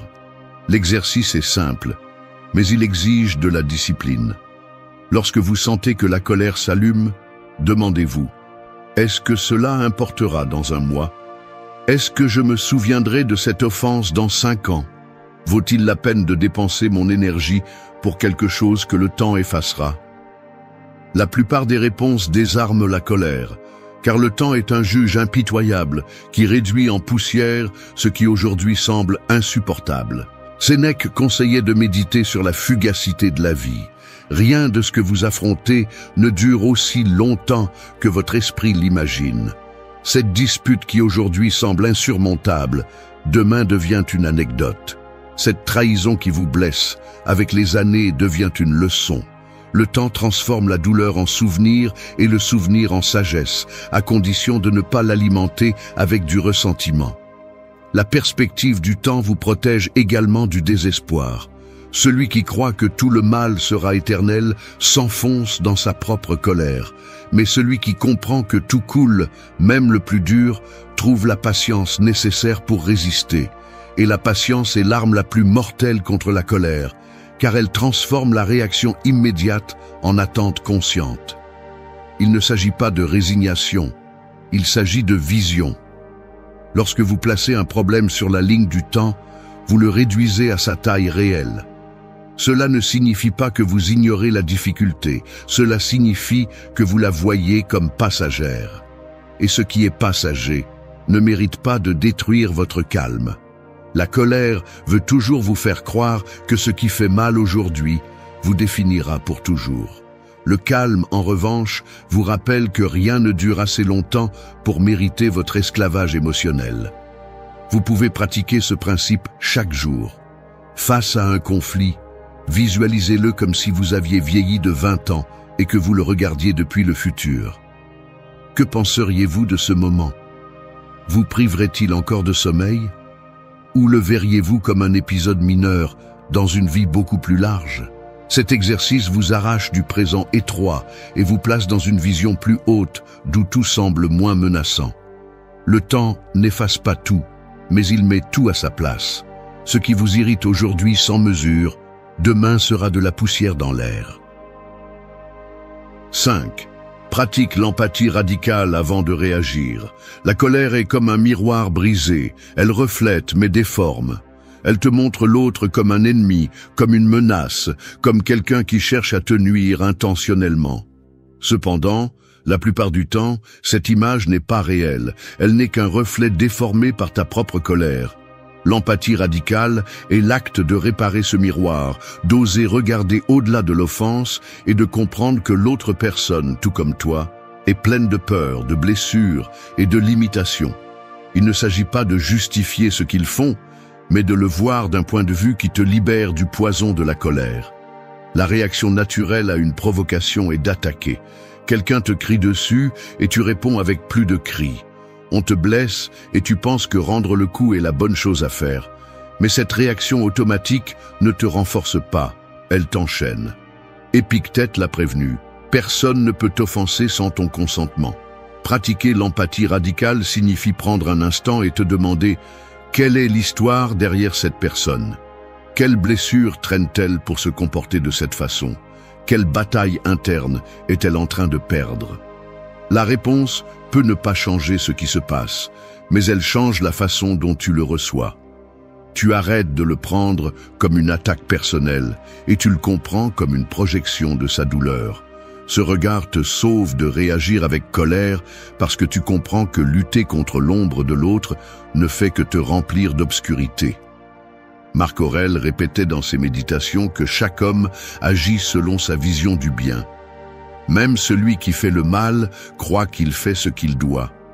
Se souvenir de cela t'évite de t'empoisonner. Tout le monde n'a pas ta clarté. Tout le monde n'a pas entraîné le calme, et attendre qu'il le fasse, t'es naïf. Quand tu choisis de te mettre à la place de l'autre, ta perspective change. La critique qui faisait mal auparavant devient maintenant un signe de la frustration de celui qui l'a prononcée. L'insulte cesse d'être un poignard et se révèle comme un cri d'impuissance. L'attaque cesse d'être personnelle et devient le reflet d'un esprit perturbé. Et en le comprenant, tu n'as pas besoin de réagir avec colère. Cette compassion consciente est ton bouclier le plus puissant, car rien ne désarme plus que le calme de celui qui comprend. Cela ne signifie pas que tu dois permettre les abus. L'empathie radicale n'est pas soumission, c'est clarté. Tu peux comprendre l'autre et en même temps poser des limites fermes. La différence est que tu ne le fais plus par colère, mais par force intérieure. Quand tu établis des limites avec sérénité, l'autorité que tu transmets est bien plus grande que n'importe quel cri. Pratiquer l'empathie radicale demande de la constance. Chaque fois que quelqu'un te provoque, exerce la question clé. Qu'est-ce qui arrive à cette personne pour qu'elle agisse ainsi? Fais-le avant de réagir, et tu sentiras comment le poids de la colère se dissout. Cet espace mental ne te protège pas seulement, il transforme aussi tes relations. La tranquillité que tu projettes finit par être contagieuse, et souvent, ce qui aurait pu être une guerre devient un dialogue inattendu. La véritable force n'est pas de rendre chaque coup, mais de comprendre pourquoi ce coup est arrivé et de décider s'il vaut la peine de répondre. L'empathie radicale ne ramollit pas ton caractère, elle le renforce, car elle transforme la compassion en stratégie. Et quand tu arrives à voir l'autre clairement, sa tentative de t'entraîner dans le chaos échoue. Tu restes debout, ferme, maître de toi, pendant qu'ils restent pris dans leur propre feu. 6. Répète des mantras qui t'ancrent dans la sérénité. La mer peut être agitée en surface, avec des vagues qui frappent et se brisent sans cesse, mais en profondeur, le calme règne toujours. Ton esprit fonctionne de la même manière. En surface, des tempêtes de pensées et d'émotions s'allument, mais si tu parviens à t'ancrer dans les profondeurs, rien ne peut t'emporter. Les mantras sont cette encre, des mots simples mais fermes qui te retiennent lorsque tout semble te secouer. La colère s'allume rapidement parce que ton esprit court sans direction. Un mot mal dit, une provocation minimale, et ton intérieur commence à s'agiter. Le cœur bat fort, la respiration s'accélère, et ce que tu penses devient confus. Au milieu de cette tempête, un mantra est comme une corde que tu te rappelles pour ne pas perdre le contrôle. Peu importe ce qui se passe à l'extérieur, ce qui compte, c'est ce que tu décides de te répéter à l'intérieur. Sénèque disait que la colère se dissipe avec la réflexion, et la répétition consciente est une forme de réflexion immédiate. Lorsque tu sens que la rage s'allume, tu peux répéter des phrases qui te rendent le pouvoir. Je ne suis pas l'esclave de mon impulsion. Ceci aussi passera. Ma tranquillité est plus forte que leur offense. Ces mots ne sont pas des ornements vides. Ils sont des rappels que ta sérénité vaut plus qu'une réaction passagère. Le pouvoir des mantras réside dans la répétition. L'esprit croit ce qu'il entend fréquemment, et si tu t'habitues à te rappeler le calme, tu finis par programmer ta réaction naturelle vers la sérénité. tout comme d'autres entraînent la colère en la nourrissant chaque jour de plaintes et de ressentiments. Tu entraînes le calme en nourrissant ton esprit de phrases qui te renforcent. Marc Aurèle avait l'habitude d'écrire des pensées qui agissaient comme des mantras dans ses méditations. En les répétant, il se renforçait face aux difficultés du jour. Tu peux faire la même chose. Choisis des phrases qui reflètent la force que tu veux avoir et récite-les dans les moments de tension. Tu n'as pas besoin de crier ni de convaincre qui que ce soit. Il suffit de te le rappeler en silence, jusqu'à ce que ton intérieur obéisse. La pratique des mantras t'aide aussi à arrêter la chaîne de pensées destructrices. Lorsque la colère apparaît, l'esprit commence à inventer des histoires. Il exagère l'offense, imagine des vengeances, multiplie la frustration. Ce tourbillon grandit parce que tu l'alimentes avec plus de pensées. Mais lorsque tu interromps cette chaîne avec un mantra, c'est comme éteindre un incendie avant qu'il ne se propage. Tu remplaces la narration destructive par un rappel de maîtrise de soi. Il ne s'agit pas de répéter des phrases magiques, il s'agit de te rappeler la vérité. La colère ne définit pas qui tu es. Ta réaction le fait. En te disant « ma tranquillité est mon pouvoir », tu affirmes un principe qui change ta perspective. En répétant « ceci ne me contrôle pas », tu transformes ton esprit en gardien de ta dignité. Ces mots sont des clés qui ouvrent la porte de la sérénité juste lorsque la colère veut t'enfermer. Tu peux pratiquer dans des situations quotidiennes. Dans le trafic, lorsque quelqu'un t'insulte, au lieu de répondre avec fureur, répète ton mantra et observe comment la tension se dissout. Au travail, lorsque tu es critiqué injustement, rappelle-toi ta phrase et tu verras comment le calme s'impose. Avec le temps, ce qui au début semble un effort conscient devient naturel. Ton esprit apprendra à choisir la sérénité plutôt que la rage. 7. Renforce ton caractère avec des inconforts volontaires. Le fer ne durcit pas en restant dans un tiroir, il se trempe dans le feu. Le caractère fonctionne de la même manière, il ne se renforce pas dans le confort, mais dans le frottement avec la difficulté. Si tu cherches toujours la facilité, si tu fuis tout ce qui est inconfortable, ton esprit devient fragile et ton calme se brise au premier coup inattendu. En revanche, lorsque tu choisis de traverser des inconforts volontaires, tu entraînes ton esprit à ne rien le renverser. La colère naît souvent du manque de préparation. Tu es tellement habitué à ce que les choses suivent ton rythme que lorsque quelque chose échoue, tu réagis avec fureur. Un retard, une erreur, un changement de plan, et tu perds immédiatement le contrôle parce que ton esprit n'est pas entraîné à accepter le contraire. Le stoïcisme enseigne que tu dois t'exposer à l'inconfort en petites doses pour apprendre à le résister. En le faisant, ce qui te provoquait de la colère devient maintenant un simple obstacle que tu sais gérer. Marc Aurèle pratiquait l'austérité et la simplicité, se rappelant que tout luxe est fragile. Sénèque conseillait de dormir sur un sol dur certaines nuits, de porter des vêtements simples ou de manger le minimum, non par nécessité, mais comme entraînement. L'idée est claire. Si tu apprends à vivre avec moins et à tolérer les inconforts, rien de l'extérieur ne peut te faire plier. Lorsque tu as déjà volontairement expérimenté le manque, tu cesses de le craindre, et en cessant de le craindre, disparaît la colère qui naît de la frustration. L'inconfort volontaire ne consiste pas à chercher une souffrance sans sens, mais à exercer la résistance. Tu peux commencer par des habitudes simples, des douches froides pour renforcer ta volonté, des entraînements physiques exigeants qui disciplinent ton corps, des jeûnes occasionnels pour te rappeler que tu n'es pas esclave de la nourriture. Chaque pratique devient une leçon de maîtrise de soi. Le corps proteste, l'esprit demande à abandonner, mais tu décides de rester ferme. Cette décision, répétée encore et encore, est la base d'un caractère imbattable. En pratiquant ces inconforts, tu choisis de te prouver que tu peux résister plus que tu ne le penses. Cette confiance se transfère à ta vie quotidienne. Si tu supportes la discipline d'un entraînement dur, pourquoi te laisserais-tu emporter par l'impatience dans une discussion futile ? Si tu as été capable de contrôler ta faim pendant des heures, comment vas-tu perdre le contrôle à cause d'un commentaire insignifiant ? L'inconfort volontaire te donne de la perspective et te rappelle que la maîtrise de soi est possible dans n'importe quelle circonstance. La colère cherche toujours la sortie la plus rapide, crier, blâmer, exploser. L'inconfort volontaire, en revanche, t'apprend la patience, la tempérance et la résistance. Chaque fois que tu choisis de traverser un inconfort par décision propre, tu construis un mur intérieur contre la fureur. Parce que celui qui a appris à soutenir la douleur sans se briser ne se brise pas pour des futilités. La clé est dans la constance. Une seule expérience inconfortable ne transforme pas ton caractère, mais la répétition le rend solide.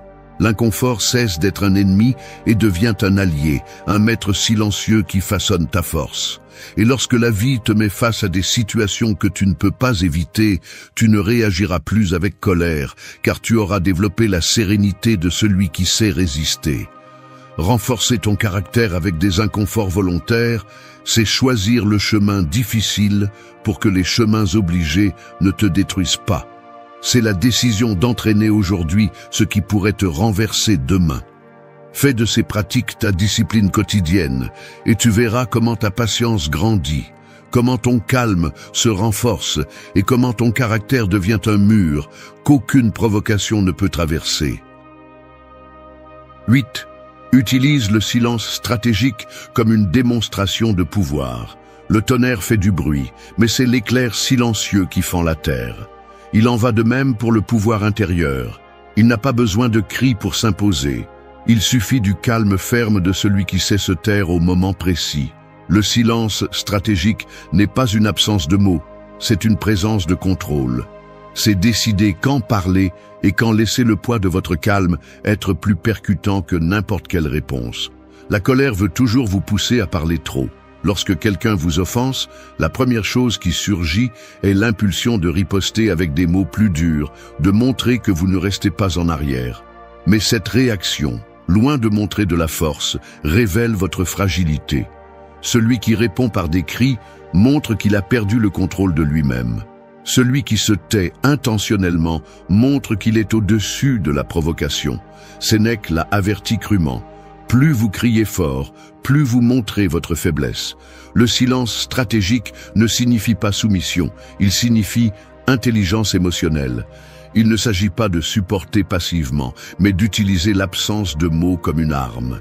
Imaginez une dispute où l'autre attend votre réaction, se nourrit de votre colère, cherche à allumer votre feu. Lorsque vous décidez de vous taire et de maintenir le regard avec sérénité, vous retirez à l'autre ses munitions. Son attaque perd de sa force car le calme ne lui donne rien contre quoi lutter. Épictète enseignait que nous ne devons pas nous préoccuper de ce qui ne dépend pas de nous. La langue de l'autre, ses insultes et ses provocations ne sont pas sous votre contrôle, mais votre réponse l'est. Le silence stratégique est l'exercice le plus clair de ce principe. Vous ne laissez pas le bruit externe déterminer votre paix interne. Votre choix conscient de vous taire est un mur qui protège votre dignité. Le silence amplifie également votre voix lorsque vous décidez de l'utiliser. Un mot dit après une pause a plus d'impact que 1000 phrases lancées au milieu du bruit. Le silence donne du poids, crée de l'attente, oblige à ce que votre message soit entendu. Celui qui parle sans mesure s'épuise. Celui qui choisit quand parler concentre son pouvoir. Pratiquer le silence stratégique nécessite de la discipline. Il n'est pas facile de freiner la langue quand le sang bouillonne. Mais c'est justement là que réside l'épreuve. Chaque fois que vous vous taisez par décision et non par peur, vous renforcez votre caractère. Vous pouvez vous entraîner au quotidien. Quand quelqu'un vous provoque dans le trafic, quand vous recevez une critique injuste au travail, quand un membre de votre famille cherche à discuter par habitude. Respirez, gardez le silence et souvenez-vous que votre calme est plus bruyant que n'importe quel cri. Cette habitude ne signifie pas que vous devez vous réprimer pour toujours. Il y aura des moments où il sera nécessaire de parler fermement. La différence est que vous ne le ferez plus à partir de la colère, mais à partir de la sérénité. Vos mots ne seront pas une explosion impulsive, ils seront un message conscient, clair et percutant. Cette combinaison de silence et de paroles mesurées fait de votre présence une autorité. Le monde actuel est plein de bruit. Tout le monde veut donner son avis, tout le monde veut s'imposer par le volume. Au milieu de cette confusion, la personne qui garde le silence avec intention devient un phare. Sa tranquillité se démarque, son contrôle impose le respect. Le silence stratégique est une déclaration de pouvoir. C'est dire sans mots: tu ne m'appartiens pas, tu ne me manipules pas, tu ne mérites pas mon énergie. C'est l'arme invisible qui transforme votre calme en bouclier et votre sérénité en victoire. Pratiquez-le et vous verrez comment ceux qui essaient de vous entraîner dans le chaos finissent par perdre, car on ne peut jamais vaincre celui qui ne rentre pas dans la bataille.